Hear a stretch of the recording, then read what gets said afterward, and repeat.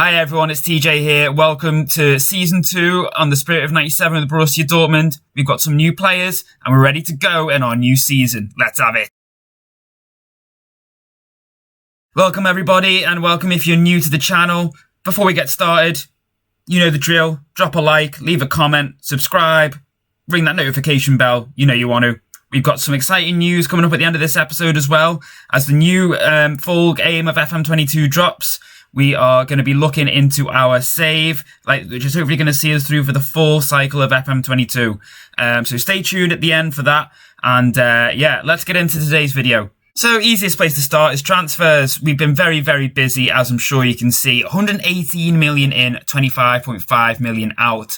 So let's get to the exciting stuff. Who's come in? Well, we already knew we were getting Tony Rudiger and Boubacar Kamara and Gaetano Orestano. They were already coming in on free signings. Nuno Mendes, PSG were slow to activate his clause, so we swooped in and got him with the likes of Schmelzer leaving and Rafa Guerreiro also leaving last season. We needed some more cover at left back, so we are more than happy to add Nuno Mendes to our books. Yusuf Demir also, Barcelona slow to pick him up, so we grabbed him while we could. And I'll explain some reasons why that happened in a bit. Karim Adeyemi, we activated his clause in the loan deal we had to keep him. Andre Onana, we knew we were getting him in for a vast sum of money, but as you can see, in 4 games already, he's only conceded 1 goal in the league, so I think well worth it. Harvey Elliott, we got in on loan again, reasons we'll go into in a minute. Corentin Tolisso, got him on a free, too good to turn down. He's only on 31.5k a week, so it's a steal for someone of his quality. I had him on my Dortmund save in FM19, and he was an absolute machine. He scored about 15 goals from a box-to-box role, almost like a Frank Lampard type player. He was just insane, did so well for us.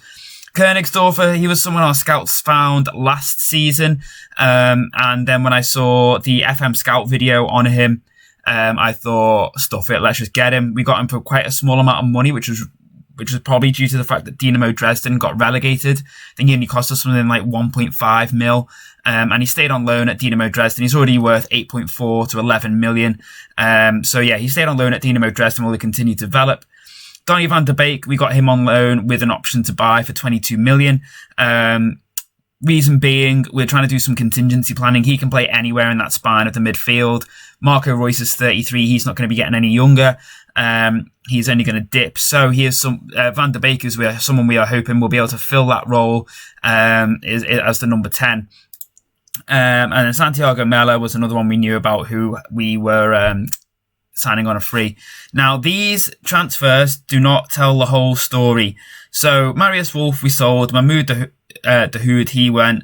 Tigges went. Rijkoff went. He is someone who's quite young, could be a very good player, so we've got a buyback clause in for him, but 3 mil, we thought, let's get some money for him. Thomas Meunier, we also sold him. Tony Rudiger is quite happy playing at right back, so that's why we let him go. And we've also obviously got Caligari. Now, what it doesn't show is if you look at last season, because some of these signings went through at the tail end of last season, so as you can see, our outgoings last season were huge. That's because we sold, obviously, Guerreiro we knew about for 39 mil, but then we also sold Torgan Hazard for 27.5 mil to Spurs. They wanted him. He's 29 years old. He was average for us last season at best, so we were more than happy to do that. Mare we knew about was going, as was Kerbal. And what else might happen this season is we might actually sell Julian Brandt as well. He is someone who had a very poor season when we look back at it. Average about 6.5 all season, did very, very little. So we're going to try and get about 15 to 20 mil for him if we can, just to try and bolster our coffers a little bit. So really good season, really good transfer window to bring us into this season. With regards to our form so far, so we played in the FIFA World Cup. We comfortably got through our group stage, even though we were playing with skeleton team because a lot of players had been sold or we couldn't register because they were on loan. Where were we? Yeah, we lost to Bayern Munich, lo and behold, as we always do. And then we also lost to Bayern Munich in the Super Cup. So I've come to a conclusion about when we play Bayern Munich, which I will break down as we get into the next game, which is against Bayern Munich. I'll break that down for you. And then comfortable win in the Cup. And then we've started really strong. 1-0 against Leverkusen, 2-0 against Bielefeld, 1-0 against Wolfsburg, 4-1 against Eintracht Frankfurt, which brings us nicely into this game against Bayern Munich. We are currently second, tied for top with, I think it's Leipzig, and Bayern Munich are third, 2 points behind us. So, yeah. In fact, if we beat Bayern Munich, we will actually go above Leipzig because they have just lost to Wolfsburg. So, without further ado, let's get into the game, everyone. Here is our lineup, and you will notice that we were using our custom formation, which is probably the first time we have played this from the start against Bayern Munich. I think I've been guilty of showing them far too much respect, to be honest with you. Yeah, whenever I played them, I've gone more conservative. I've either tried to control possession, or I've recently been working on this because we are stacked with defenders at the moment because... it's contingency planning. So the likes of Hummels, he's only got a year left on his contract. I'm not going to renew it. He's 150k a week. He wants to be made captain. I'm not taking the captaincy off Marco Reus. Not a chance. We also have a lot of strikers because we are planning for the day that Haaland leaves. So, that's why we've got the likes of Arezzo, obviously Moukoko, Adeyemi can play there. Königsdorf is going to be coming in next season. We've obviously got Papetti as well. Young defenders, so I was thinking, oh yeah, let's play this, let's work on this. This is what we started with in the Super Cup, and we were 3-0 down at half time. I changed it to this, and we dominated the second half, absolutely dominated the second half. So I'm starting with this because, you know what, I was watching Michael Owen's analysis after the United game at the weekend, and for once he talked a lot of sense. Obviously, he was talking about how Ole Gunnar Solskjaer is adjusting his formation and his player roles based on the team he's playing, and he, should just play the way he wants them to play, how he wants United to play, and that's what I'm going to do it. I'm going in with this attitude. We are going to be challenging for the title this season. We are one of the best teams in this league. Let's play like it. Let's make other teams adapt to how we play and not the other way around. So we're going up against the Bayern Munich team, which have got Kylian Mbappe. Did not see that come in. So we've got Rudiger at right back, Nianzou, Kamara, Martin. Martin is just so good now for us. Bentancur's come in because Chan's been in a little bit of poor form. And this is a chance for us to go top of the league. Haaland, obviously, Reina, and we're giving Elliott another game. He had a bit of a poor start, but he's really come on. They're playing a very interesting midfield. They've got Musiala in midfield. That is a weak midfield, I would say. We're forcing them outside. Hopefully, we do not want to be sending Gnabry and Mbappe in field where they're going to want to cut onto the right foot. So hopefully, onto their stronger feet. Sorry. So hopefully, we're going to send them out wide where they can do least amount of damage. Reus is the number 10 just because it's Marco Reus. We love him, absolutely love him. But Donny did the shadow striker role really nicely in the Frankfurt game. He got himself a goal, got his first goal for the club. Harvey Elliott's driving in. I'll take that. Good aggressive start from Harvey Elliott. So Donny van der Beek already showing the reason why I brought him in, because he is hopefully going to be the heir to Marco Reus, because I think I will be. I think it would make sense for me to enact that clause we have in the loan deal. Harvey Elliott, we also have an option to buy him. Bellingham with his third goal of the season already. So he scored against Wolfsburg. He also scored against Frankfurt. Last season, I think he only got about 2 or 3 goals. Already, he's surpassed that in 5 league games. Yeah, so Harvey Elliott with the assist as well. Yeah, we've got a clause in his loan deal where we can buy him for 30 mil, I think. So if he has a good season, again, that's probably a clause we will activate for us. Yes, obviously press Mbappe. Do not give him any time on the ball. Good tackle from Kamara. He's had a fairly solid start as well. Defending wise from crosses, I'm not sure how much of it is due to updates, full release of the game or whatever. Poor pass from Royce that, but the team seems to be getting better. It's almost like with the changes they made to the match engine in regards to interceptions from crosses and things, it's almost like defenders kind of completely forgot how to defend crosses and of any sort, and they kind of had to relearn as the season wore on. Great pass. Haaland's in, scores 2-0, up 2-0 away at Bayern Munich inside 2 minutes, and the aggressive formation is reaping the rewards so much. But yeah, it almost seems like it took, going back to what I was saying, it almost like it took a full season for the players to learn how to defend with doing the training sessions, wide defending, aerial defending, etc. It seems to, be reaping the rewards now. But it's just crazy how much that changed the match engine and the way players attack and defend, attack crosses that are coming into their box, defend them in that regard, attacking the ball. It is quite strange. Yeah. I mean, don't get me wrong. I suppose it's arguably more realistic, I guess, in theory, the way they are approaching it. Rudiger off the line.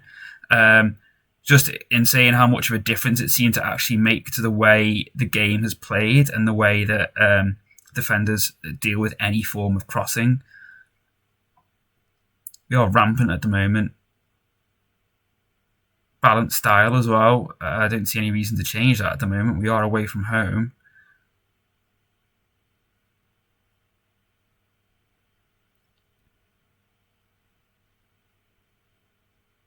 But yeah, interestingly enough, this is Rudiger's second spell at Borussia Dortmund. It's where he essentially started off. He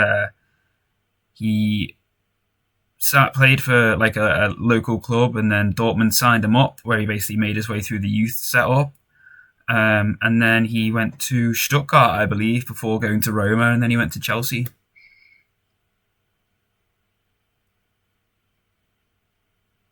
Well away by Nianzou. Harvey Elliott here takes it past Sabitzer, but then it's all right. Rudiger will pick it up. A bit of praise because they're playing very well. I want to keep the momentum up. Elliott's in. Oh, right. That is something he's going to have to work on. He's cut inside 3 times so far in this game.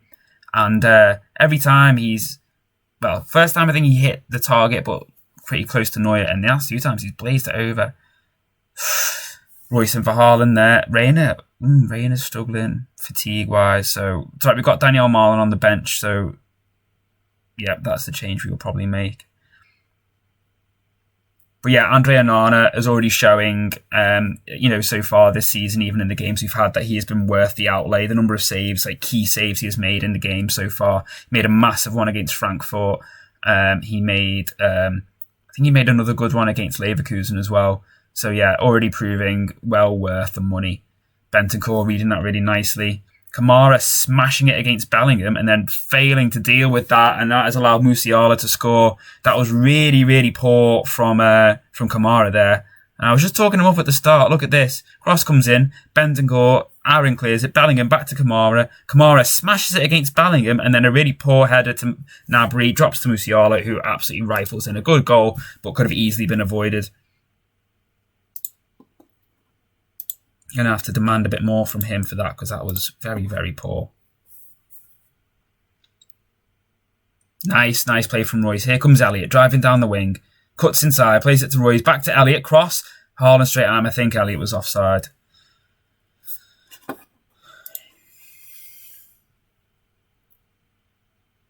we can keep it at 2-1 for half-time, I'll be very, very happy.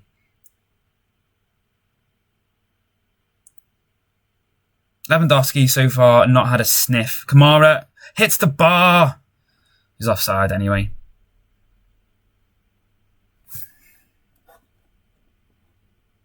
Mbappe with the cross. Cleared off the line again. Gonna have to adjust the corners, I think, because they are just pinging them straight at the far post, generally speaking.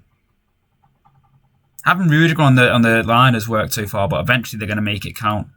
So we'll be looking for more of the same from the lads really today in this half. So we have tweaked the set pieces on the defensive side. We basically just stuck an extra man at the far post and just stuck a few more bodies across the 6-yard box in the hope of just basically snuffing out any crosses from the corners coming into that area. Just because eventually one of those headers towards the back post, is going to punish us. So hopefully the changes will reap the reward. But a nice early goal, if we can make it 3-1, certainly by 60 minutes, I'll be very happy.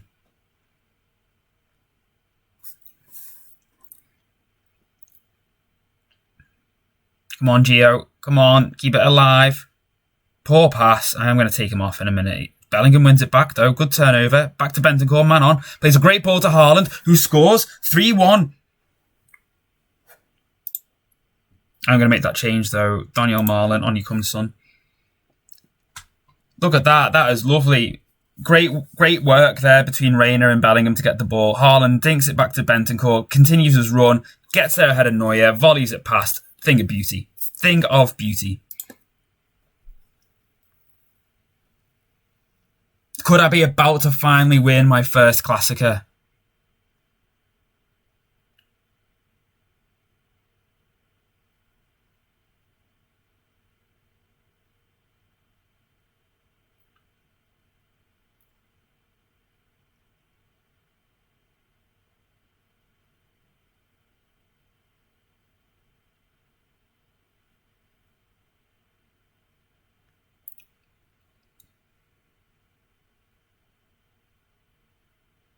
Great defending, and again, great defending on Lewandowski there.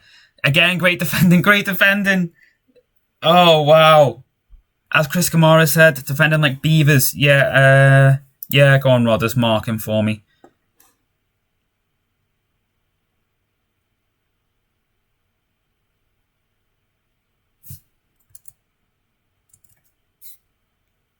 Martin, take him off. He is knackered. Come on, Nuno. Where are you, Nuno? You're not there. No Nuno Mendes, so that's fine. We'll bring on Dan Axel Zagadou. That's the problem now. He's offside, I think. I've got quite decent squad depth. Like, almost like ahead of the time now it's been awarded. Yeah, almost like ahead of when I need them. So I'm actually... Ooh, that was very close. Actually struggling in regards to getting everyone onto the bench into the matchday squad. All right, come on, demand a bit more.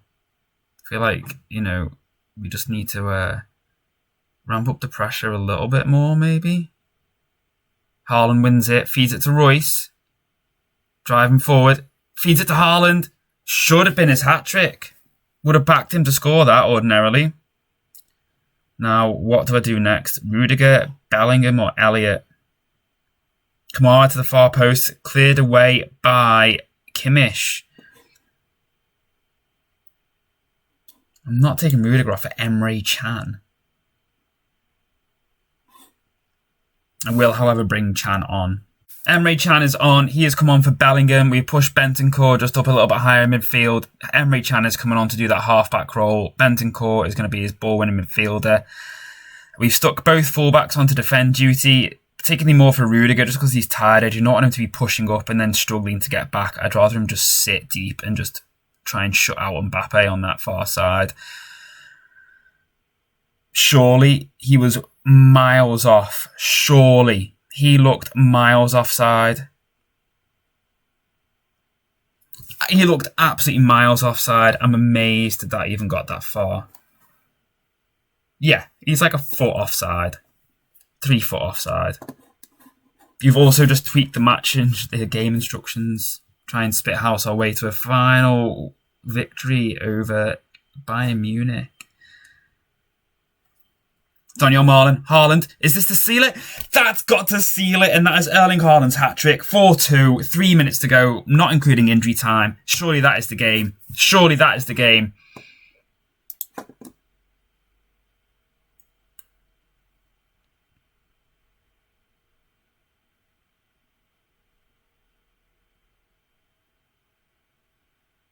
Five minutes of added time. 5? Are you having a laugh? Where's he got 5 minutes from?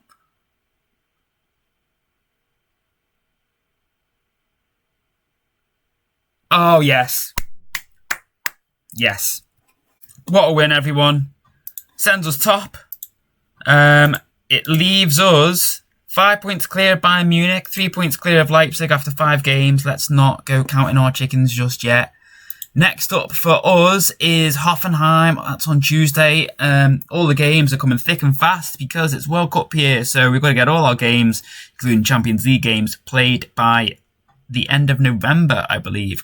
So yeah, the next game, for everyone who wants to know, will be in the Champions League. We haven't got our group yet. We've still got 10 days to go, 11 days to go until we get the draw. But that'll be the next game on the series. Once again, if you have enjoyed it, please do drop a like. And I've got a little sneak peek for you now. In a world where football by elite level coaches. One young coach dared to dream. 5 trophies, 5 continents. TJ stars in TJ19 and the Pentagon Challenge. Only on YouTube from November 9. Grab your passports. So everyone, there we go. The next series on the channel that's going to run alongside this one. Don't worry, I haven't forgotten about Palmer. I am working my way through it. It is just so slow on FM21. Our next save is going to be the Pentagon Challenge. And that is probably, like I said, going to see us all the way through the FM22 cycle. That doesn't mean that once Dortmund finishes, we're only going to be doing Pentagon. I have got other save ideas that I will be announcing probably in the new year. Probably at least one more. Just depends on how much the Pentagon Challenge dominates and how long it takes to do. But yeah, you can now watch the first episode of the Pentagon Challenge right now. Go ahead, do it. Don't forget, like, subscribe, notifications. You don't want to miss a thing. Take care, everyone. Stay safe. Thanks for watching, and I'll see you next time.